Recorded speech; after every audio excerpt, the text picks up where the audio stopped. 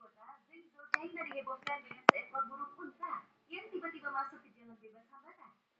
Burung unta itu nampak terus berlari dengan cepat melewati setiap kendaraan. Tak diketahui dari mana burung unta itu datang. Namun dari informasi yang beredar, kabarnya burung unta itu melarikan diri dari sebuah taman hiburan untuk mencari kebebasan. Demi mengantisipasi terjadinya kecelakaan, sejumlah anggota kepolisian pun berusaha menggiringnya untuk keluar dari jalan raya. Seorang polisi bahkan sempat terjatuh dengan motornya, meski akhirnya kembali bangkit untuk mengamankan burung unta tersebut. Aksi burung unta turun ke jalan raya ini pun membuat banyak orang keheranan. Meskipun beberapa di antaranya ada juga yang merasa terhibur. Waduh, waduh, mau kemana sih itu burung unta? Kedua, gajah cerdas teman manusia. Seekor gajah tiba-tiba keluar dari semak belukar dan menghadang pengguna jalan yang lewat. Awalnya banyak yang berpikir gajah itu berniat mengganggu para pengguna jalan.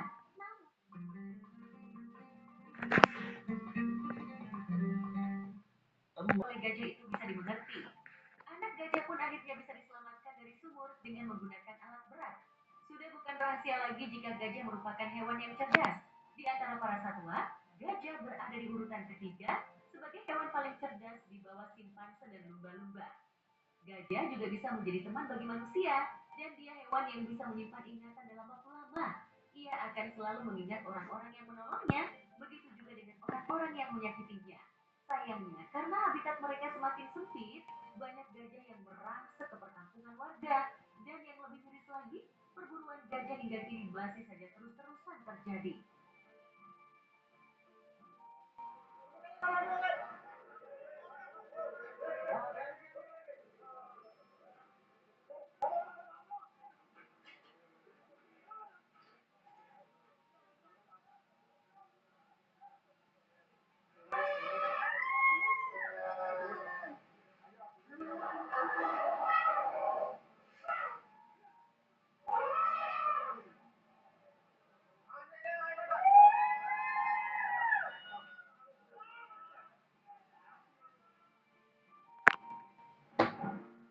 Ketiga, hewan peliharaan sultan.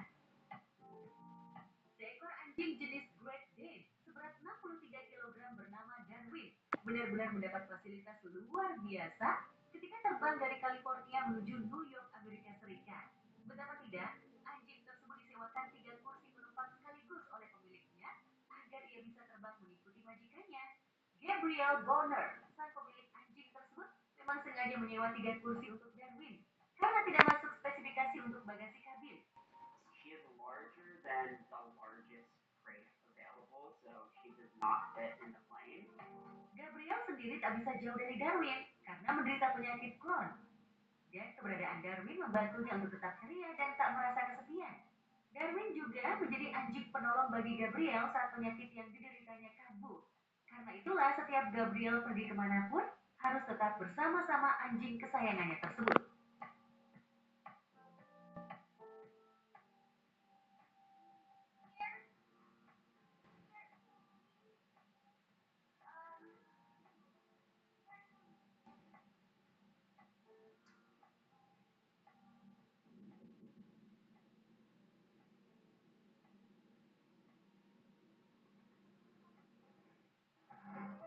Keempat, monyet bekerja di belakang meja.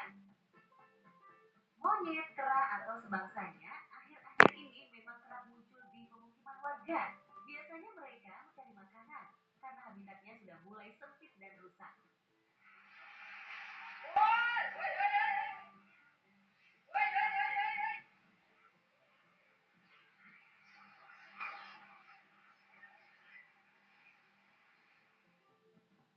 Namun apa jadinya jika monyet tersebut masuk dalam ruangan kantor dan mencoba mengoperasikan komputer?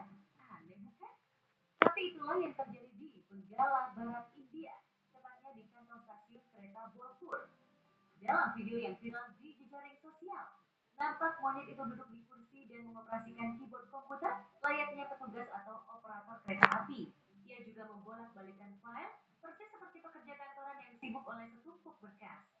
Kejadian itu pun sontak membuat banyak orang keheranan. Kok bisa-bisanya monyet liar itu mengoperasikan komputer seperti manusia? manusia. Mungkin biar dapat bayaran untuk beli makan kali ya. Ada-ada saja ya.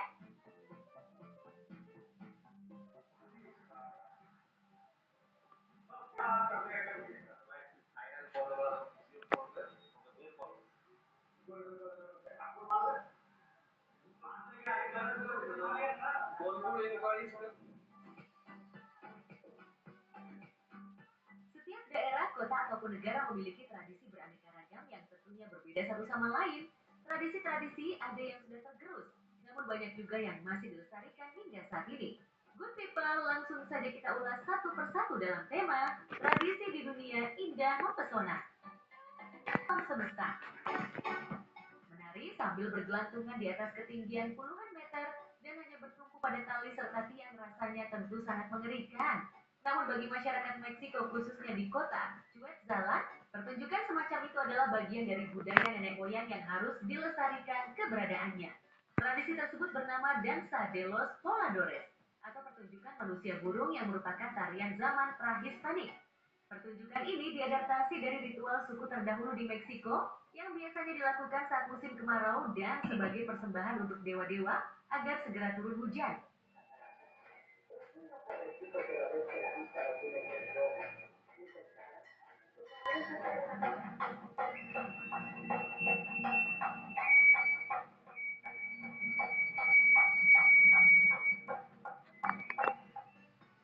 Pertunjukan ini dilakukan oleh 5 orang yang naik ke puncak tiang dengan ketinggian puluhan meter.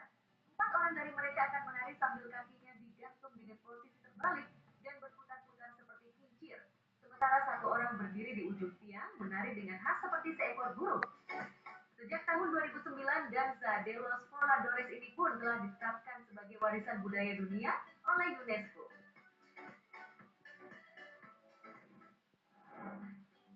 Kedua, memanggang roti tradisional. Di zaman serba canggih seperti sekarang ini, memanggang roti tentu sudah sangat mudah dan tak butuh waktu lama. Namun kecanggihan teknologi itu sepertinya tak berlaku bagi sejumlah masyarakat Armenia. Mereka tetap memilih cara tradisional dengan memanggangnya di dalam tungku seperti sumur dengan suhu yang sangat panas.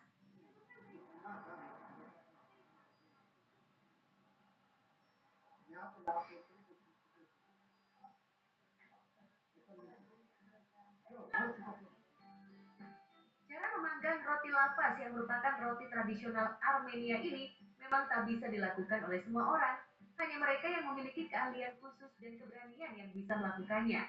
Bayangkan saja tangan mereka harus keluar masuk ke dalam tungku mirip sumur atau gentong yang benar-benar sangat panas dengan api yang berkobar-kobar.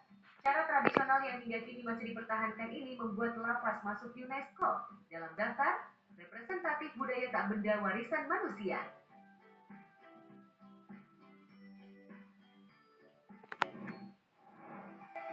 Ketiga, pengobatan cukup singkat di India. Pengobatan tradisional biasanya menjadi salah satu pilihan untuk menyembuhkan penyakit-penyakit tertentu. Namun apa jadinya jika pengobatan tradisional yang ditetapkan berjalan sangat singkat dan cukup aneh? Itulah yang terjadi di negeri Vrindavan, India. Dalam video yang viral, nampak puluhan orang baik laki-laki dan perempuan mengantri untuk diobati oleh seorang pria. Sebut saja dia adalah tabib. Namun cara mengobati si tabib tersebut cukup aneh dan bikin geleng-geleng kepala. Betapa tidak, tabib tersebut hanya menepuk-tepuk dan memukul beberapa bagian tubuh pasien. Durasi pengobatannya pun sangat singkat, nyaris tak ada 1 menit. Perluan kadang barat campur ke air. Aku dah ketika ni. Oh, baik dah apa orang. Pasal ni. Domena konya malu tuan ini pangkot. Entah benar atau tidak dan mujarab atau tidak, namun faktanya banyak orang mengantri untuk mendapat pengobatan. Benar-benar aneh tapi nyata ya.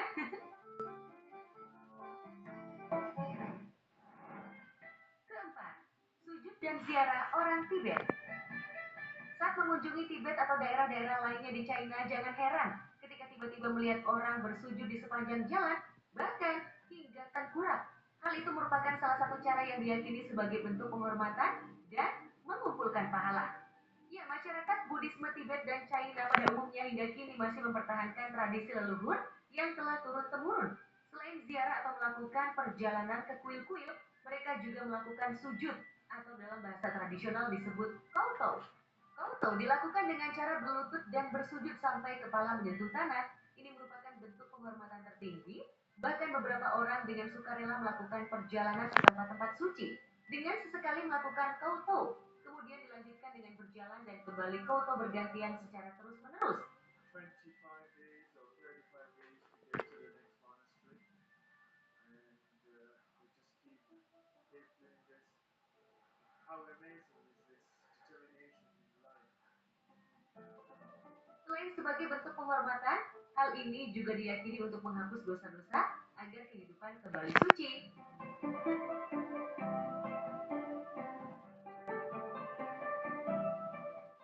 Good people, itulah kisah menarik, unik, misterius,